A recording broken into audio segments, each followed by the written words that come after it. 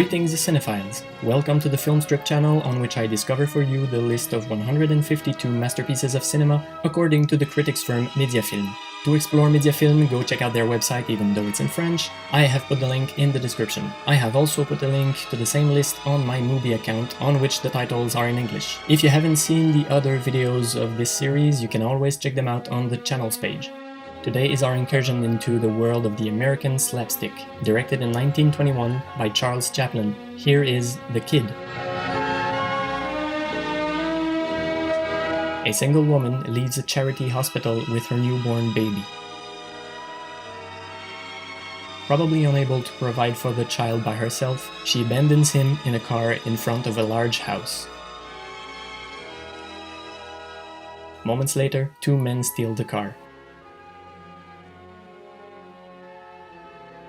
They stop and realize that there is a baby on the back seat. The robbers leave the child in an alley. Our protagonist, lovingly called the tramp, finds the child.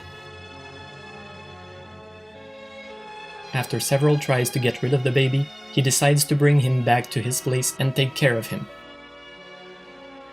In the meantime, the mother, filled with remorse, tries to find her child, but the baby already disappeared. 5 years pass. The child and the tramp are now partners in crime. One breaks windows, while the other gets paid to repair them. On her side, the mother has a big break as an actress and becomes rich. When the child falls sick, a doctor comes to examine him. The tramp explains to the doctor that he is not his biological father. The doctor decides to inform the authorities. Two men come to take away the child to an orphanage. After a crazy pursuit, the tramp takes again possession of the child. The doctor shows the explicative note to the mother. She recognizes the note she left with her baby 5 years earlier. The two accomplices are now on the run. The director of an inn takes note of the reward and then takes the child to the police station. The kid is then returned to his mother. The tramp desperately looks for him for a long time. Exhausted, he falls asleep on the porch of their house. After being lost in his own dreams, he is awakened by a police officer. Our hero is escorted to a large house. The door opens, he is then joined by his adoptive son. Grateful, the woman invites him into her house.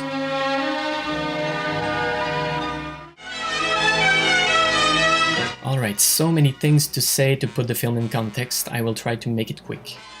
During its first few miles, the slapstick genre gives birth to many short films of 1 or 2 reels. Those films usually use wide shots in order to easily show visual gags. The acrobatics and the rhythm of the pantomime naturally blossom within the genre. One of the leading figures of the American burlesque is Mack Sennett. In his early years, Sennett worked at the Biograph Company, which enabled him to learn much about the art of filmmaking, especially while looking at D.W. Griffith's work. In 1912, he helped set up the Keystone Studios, the comedy branch of the New York Motion Picture Company. At the Keystone, Sennett is the specialist of the slapstick, or burlesque. He creates the Bathing Beauties, as well as the Keystone Cops, two groups of characters who quickly become the trademarks of the company. The specialty of the burlesque at the Keystone was to work with elements and situations typical of the American everyday life. Sets, events, locations, consumer products. One would often see the Ford Model T. But their films were accessible to an international audience. The characters were relatable no matter what culture or nation the audience was from, resulting in the great success of these films. Mack Sennett's idea was to compete with the established European comedians, like Max Linder from Pâté, or the character of the Cretinetti, played by the French André Gide, brought in Italy by Giovanni Pastrone. But Sennett got unexpected help. The war destroyed the genre in Europe. Several famous comedians never returned from the war or returned wounded. The production slowed down a lot in time of war, and the markets were pretty much closed. The United States took advantage from that handicap from European cinema and acquired a popularity without precedent. It is during these years that Sennett discovers highly talented actors like Roscoe Arbuckle, Buster Keaton, and our main guy today, Charles Chaplin. In 1914, Chaplin had many successes, in great part thanks to his now famous character of the Tramp, which quickly propelled him to the rank of star. The following year, Senate refuses his request for a wage increase. Chaplin then leaves the Keystone. Such as the recurrence of the characters in the Commedia dell'arte, the character of the Tramp will reappear in a great number of his films between 1914 and 1940. He uses the maximum of his acting talent to carry for a long time the character to which he is associated. After several years of success for these one or two reelers, Chaplin makes his first feature film, The Kid.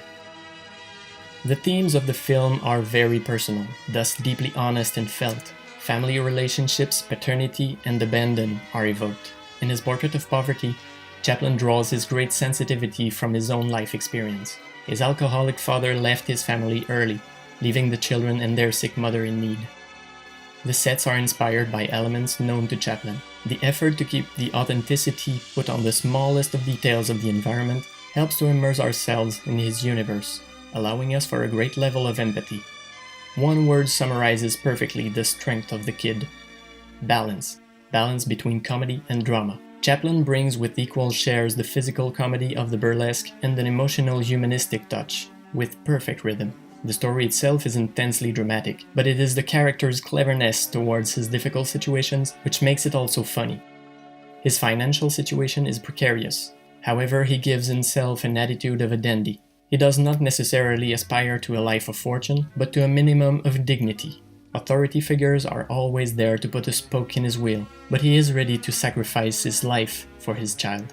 The Tramp, in this whole shabby and sad world, has control over his life, and intends to keep it. He refuses to be the second one to give up on the Kid. He accepts him in his safe haven, after which they become the best of partners.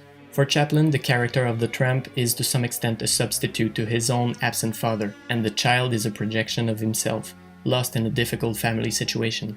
In spite of their financial difficulties, he always gives immense portions of food to the child. He will fight against a whole society to defend him. The themes of childhood and paternity are all the more touching, for they are authentic. We understand the childhood lived by Chaplin, but we also feel the trauma from his fatherhood, since his own baby died a few years before. The film seems to be for him some kind of therapy. And as if it were not enough, Chaplin pushes the pathos to its maximum and includes us in the narrative, by glances at the camera, in comedic scenes as much as in dramatic scenes.